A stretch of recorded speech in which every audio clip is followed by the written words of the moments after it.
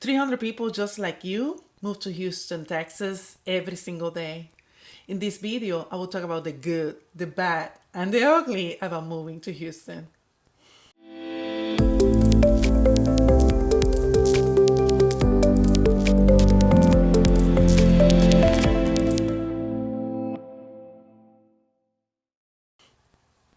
Hi, I'm Karen Peters, and I'm a realtor and a CPA in the state of Texas.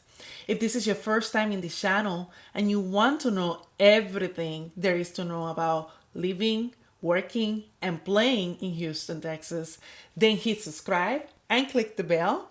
I'll be uploading new videos about Houston and suburbs that you don't want to miss. And if you're thinking about relocating to Houston, Texas, or just want to know more about Houston, then give us a call, text us, or email us, and we will be able to help you. I moved to Houston 14 years ago, and I absolutely love living here. Now, it is not always a good day in Houston. In this video, I will give my 5 pros and 5 cons about living in Houston, Texas. Make sure you stay until the end of the video because you will hear my favorite thing about living in Houston. Let's get into it. Pro number 1 is weather. Say goodbye to raking leaf and shoveling snow. We don't really have 4 seasons in Houston. Some might think we only have 2 seasons, hot and very hot. There is not really a big difference between fall, winter, and spring like you see up north. And we don't see many beautiful fall colors, nor we get any significant amount of snow in the winter. Because of this reason, it is nice to be outdoor most of the year. And in fact, Houston averages about 200 plus full sunny days per year. But this brings us to con number 1, weather. The summer months in Houston can be very hot. The combination of Texas heat and Gulf Coast humidity can call for a disaster.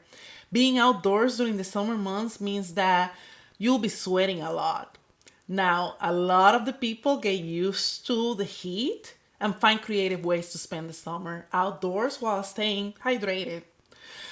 To beat the heat, my family and I go to the beach, lounge in our neighborhood pool. Now, because Houston is close to the Gulf of Mexico, we're prone to hurricanes. In 2017, Hurricane Harvey caused devastating flooding in Houston. Texas is actually the second most hurricane-prone state in the U.S., with Florida having twice as many hurricanes than Texas. So you make sure you speak with an insurance agent about homeowners and flood insurance. Pro number 2 is that there is so much to do in Houston. Whether you like to be indoors or outdoors, there is something for you to do in Houston. We have Galveston or Surfside Beach, just 45 minutes away from downtown Houston. We have museums, indoors and outdoor theaters, the Space Center, great parks, the aquarium, the zoo, amusement park, golf courses. We have professional sport teams like the Houston Astros, the Houston Rockets, the Texans, and the Houston Dynamo. Also in Houston, you can eat at a different restaurant every night for a year without running out of options. We also have the Galleria Mall that with its fine shopping is not only the largest mall in Texas, it is one of the largest malls in the nation. We also have outdoor shoppings if you like to be outdoors. And that takes me to con number 2, allergies. With so many outdoor activities, and even if you go outdoor just to get in your car and go to work, allergies might be a real problem, mostly during the spring season. According to the Weather Channel Allergy Tracker, Houston has ranked number 1 for the highest pollen hotspot in the nation. The city's mild winters sometimes contribute to severe allergy seasons, so allergy medicine is a daily must in my household during the spring season. Pro number 3 is that Houston is a place for business. I moved to Houston for work, and the work opportunities that I have had here are amazing. Houston has an excellent business-friendly reputation. In fact, thousands of new businesses have been launched here in Houston. As in real estate is all about location, location, location. We are home to over 20 Fortune 500 companies. We also have the largest medical center in the world and the largest trade port of the nation. Houston has the best mix of reasonable rents, incentives for startups, and a highly skilled pool of workers, ample housing, and a booming social scene. Also, Houston wages are 6% higher than the national average. And that takes me to con number three, traffic. Houston isn't the most walkable city, and traffic can be a nightmare. In fact, it is my biggest nightmare. Houston traffic might not be as bad as LA or New York City, but it's really bad. If you live in the outskirts of Houston outside the Beltway, like I do, it can take you 45 minutes to an hour to drive to and from downtown Houston.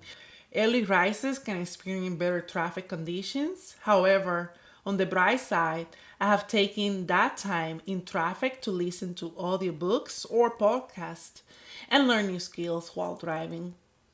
Thanks to Houston traffic, I have listened to 4 audiobooks in a single month. But with more major companies now moving to remote work due to the pandemic, we might be able to see some relief in Houston roads. Pro number four is more bang for your buck.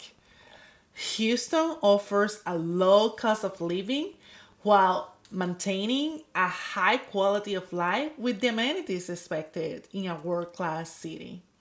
According to the Council for Community and Economic Research, Cost of Living Index for 2020 revealed that Houston is the second most affordable major city in the nation. Houston overall cost of living are 4% below the national average.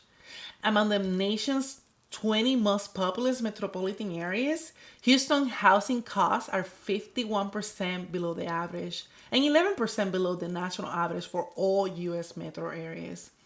Excluding the two most expensive housing markets, New York and San Francisco, Houston housing costs remain lower, with housing costs at 40% below the major metropolitan areas.